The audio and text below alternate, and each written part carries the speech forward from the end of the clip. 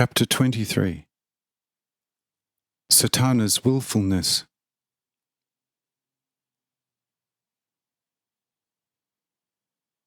After such remark from the Lord, Satana rose again and said, trembling before the Lord, Lord, I know quite well that you forever need no counsel, neither from me nor from anybody else, for you alone are the highest and most perfect, eternal and infinite wisdom.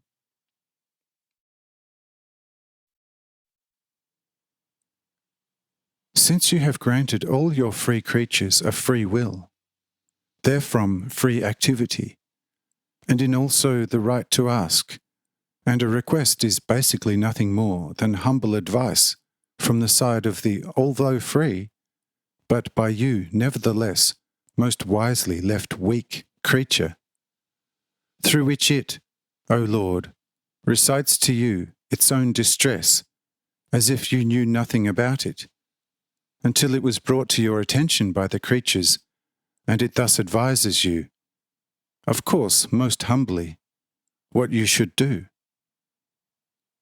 And as such, I want to give you my advice and rephrase it by asking you that I now want, since it has pleased you, to launch an entirely new order regarding the leadership of your works and creatures.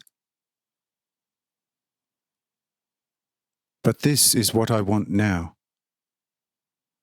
Behold, O Lord, as I am now, I am truly miserable and very hapless. For as long as I remain in this my shape as a female being, I can never fully turn to you, since the most unbearable jealous fury holds me captive, brooding renewed revenge against you. Therefore, I think, since all things are possible for you, you could change my nature and give me a male character, and therefore transform me into a man before you and your children. Then this continually tormenting evil passion would certainly leave me. I then could humble myself before you and be like all your chosen children. As a permanent female being, I only see too clearly ahead of how little use all my good intentions for all eternity of eternities will be. Nevertheless, do what you want. But if it would be possible, then I beg you, O Lord, for it.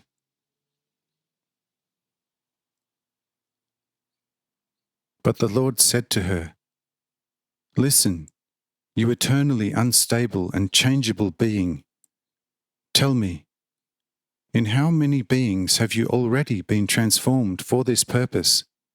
And each time you gave me the assurance and said, O Lord, let me take on only this shape, and it will get better with me. At all times I always have done whatever you wanted. Yes, there are not enough atoms on earth to count the times in how many shapes and forms and characters you have let yourself be transformed into by me for the purpose of always pretended betterment. Whenever I have, because of you, founded a new sun and planetary region, you wanted to be female in the suns and male on the planets. I also gave you the power to transform yourself according to your liking. But tell me, and confess it now, how much have you improved?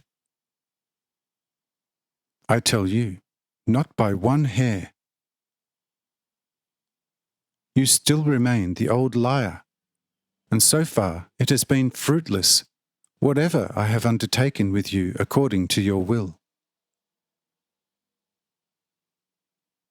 But if this is undeniably so, why should it get better with you with this new transformation? This time, therefore, I will not do it out of me, what you want. But I leave you completely free, and you can do out of yourself whatever you want. If you want to be a man, a woman, an animal or an element, I will care little about that. But I will also now do my part, and I will not ask your counsel, according to my own advice. If you want to remain a woman, I will place a prince of the night out of you to your side. He will give you the power to try the human race. If you want to be a man, I will place a pure sun woman opposite you, a second Eve. She will tread on your old stubbornness. Even if you're going to sting her in the heel, that means her flesh, it will not in the least hurt her harmfully. Now you know how things are. Do therefore what you want.